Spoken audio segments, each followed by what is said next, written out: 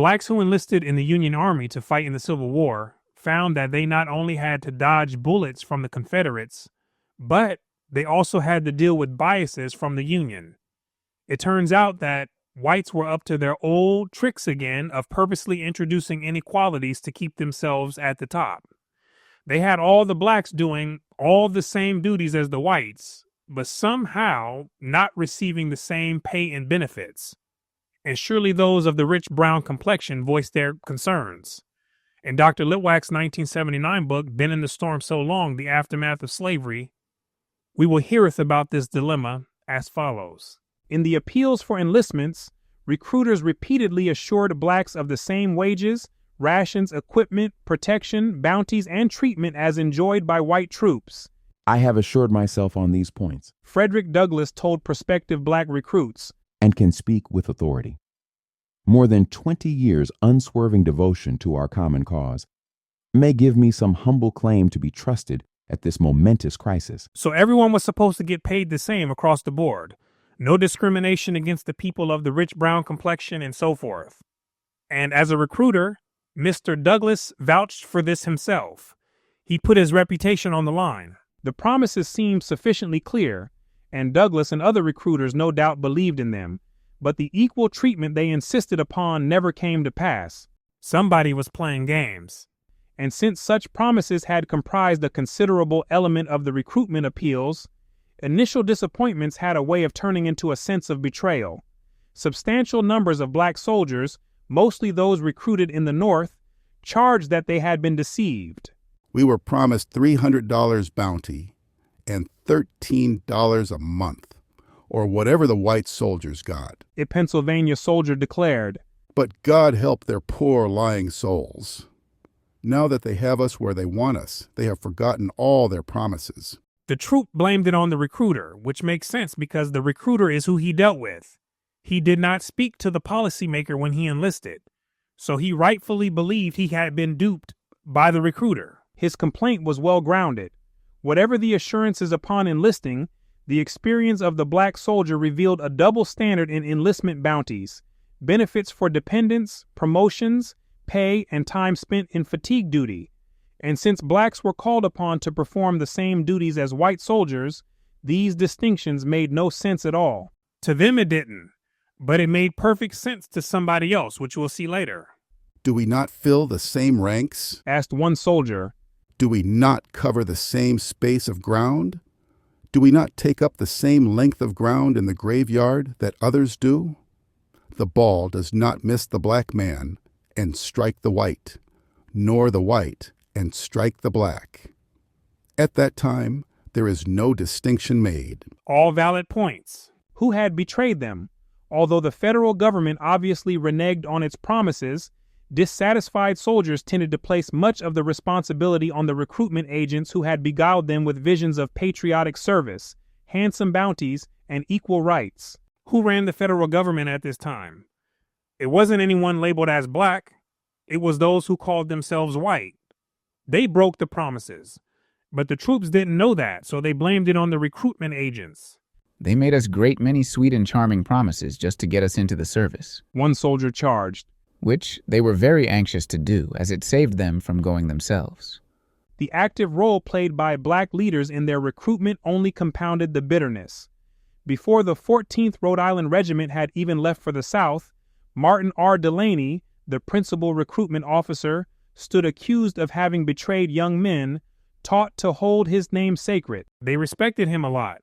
Of those who had participated in organizing the regiment, one soldier observed, Delaney was the most heartily despised. The complaints of the soldiers were legitimate, but the charges leveled at the black recruitment agents were, most likely, closer to half-truths. Some unprincipled agents acting under me, or even in my name, Delaney conceded, may have been guilty of deceiving black recruits, but he vigorously defended his own record as the constant and consistent defender of colored soldiers' rights and claims.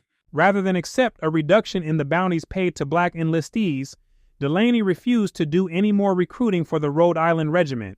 Since they wanted to give blacks less bonuses, he said he was done recruiting for Rhode Island. Frederick Douglass, after protesting the failure of federal authorities to ensure equal protection and treatment to black troops, also vowed to discontinue his recruitment activities. I owe it to my long abused people, and especially those of them already in the Army, He explained. to expose their wrongs and plead their cause. I cannot do that in connection with recruiting. The impression settles upon me that colored men have much overrated the enlightenment, justice, and generosity of our rulers at Washington. In my humble way, I have contributed somewhat to that false estimate. He took his responsibility. He said that they put too much trust in the government and they expected them to do right, although that's not what they did. Hoping to regain his faith in the government's assurances, Douglass requested a meeting with President Lincoln. Mr. Douglass went from being all the way at the bottom as a slave, getting whipped by Mr. Covey, all the way up to meeting with the president in one lifetime, right? I want you to think about that. Readily conceding that inequalities existed between white and black soldiers, federal officials argued that expediency justified and perhaps even demanded the maintenance of racial distinctions, for the self-respect of the common Yankee soldier was being sorely tested. Here they go. They needed to keep the racial ideology in full effect, which is blacks beneath the whites. And they did it to cater to the whiteness of the soldiers. They couldn't get high on whiteness if blacks had everything they had. They could only get high if the blacks were noticeably beneath them. The fact that he was now asked to live and fight alongside blacks not only challenged his deeply held racial prejudices, but also raised the humiliating implication that he had not been able to win the war without black support. All this goes into the study of white consciousness. It's not the physical body we're talking about, right? It's about a set of ideas, beliefs, and values that make up the consciousness in a body. And the consciousness they had made a whole lot of them feel very uncomfortable in this situation. To place the two races on the same level, some argued, was to degrade and demoralize the white soldier. Haven't we talked about this before? If blacks go up, then automatically whites come down because they're entangled in a codependent relationship. That's why if blacks were placed on the same level as them, it's not looked at as being equal. It's viewed as degrading and demoralizing to the whites because it's pulling them down. The inequalities, President Lincoln told Frederick Douglass, were a regrettable but necessary concession to popular prejudices. They had to do it to make the white mind feel comfortable. They didn't want their troops complaining over this. Nevertheless, he suggested, blacks had more compelling motives to enlist and should be willing to serve under almost any conditions. Ultimately, he promised Douglass, black soldiers would be accorded equal treatment. That vague assurance was good enough for Douglass, who resumed his recruitment activities. So he took his word on it, which was about all he could do at this point. But many of the black troops in the field, especially those from the North, found themselves unable to share Douglass's renewed confidence. I have always been ready for any duty that I have been called upon to perform, A soldier wrote from Jacksonville, Florida. but things work so different with us from what they do with white soldiers that I have got discouraged, and not only myself, but all of our company. Comparing their condition and treatment with that of whites, black soldiers could not understand why they should receive less pay. We do the same work they do and do what they cannot.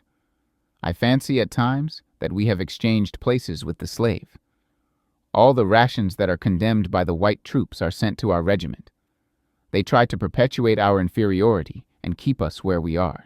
This troop recognized the game, that they were trying to keep them as inferior. And here's how. Of the many grievances, the most deeply felt and resented was the inequality in pay. The fact that white privates were paid $13 a month plus a $3.50 clothing allowance, while blacks received $10 a month, out of which $3 might be deducted for clothing. You see how wild that is?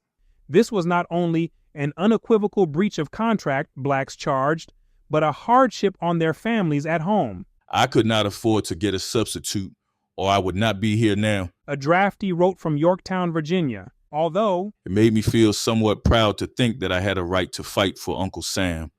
My wife's letters have brought my patriotism down to the freezing point. and he indicated that most of his regiment shared this feeling of despair. If they were at home, a number of soldiers insisted, they would at least make enough to provide adequately for their families. I am not willing to fight for anything less than the white man fights for, A Massachusetts soldier declared. If the white man cannot support his family on $7 per month, I cannot support mine on the same amount. The inequality in pay assumed a significance for many soldiers that went beyond the question of dollars and cents in family support.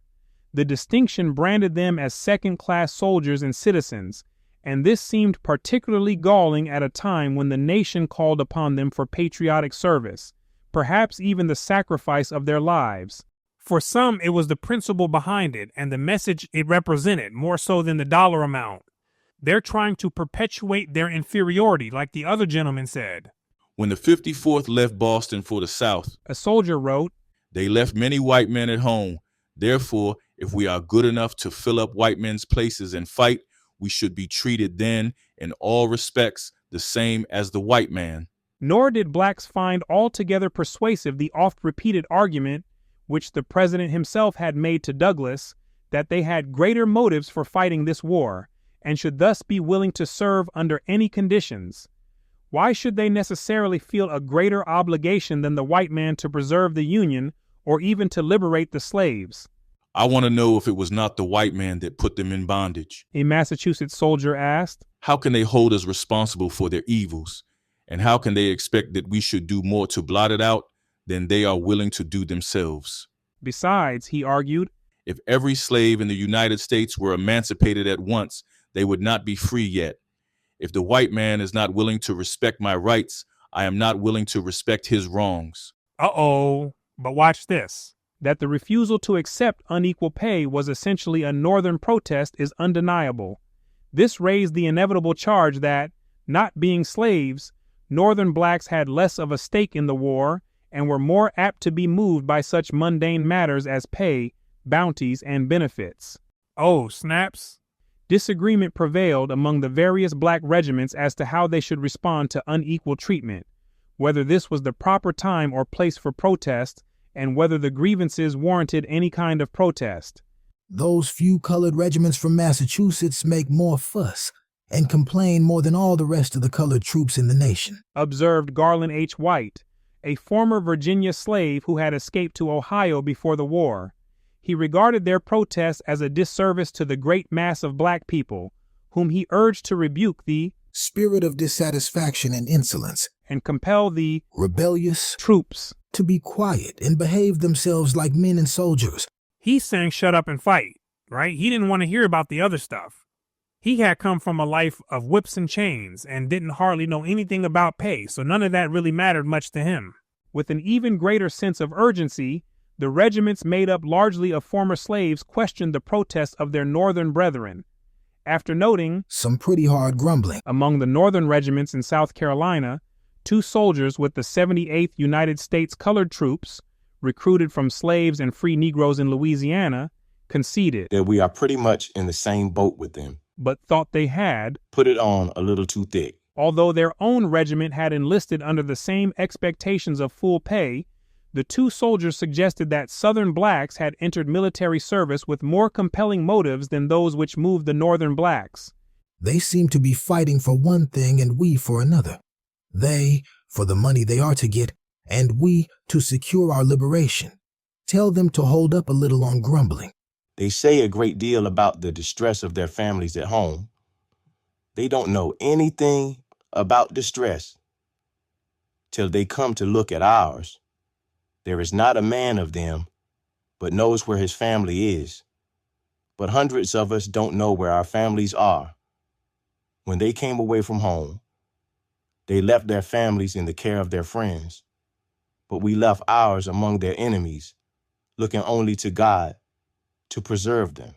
You see how varied things could get, right? People have different perspectives, different motives, different drives, different purposes, and they react to situations based on these.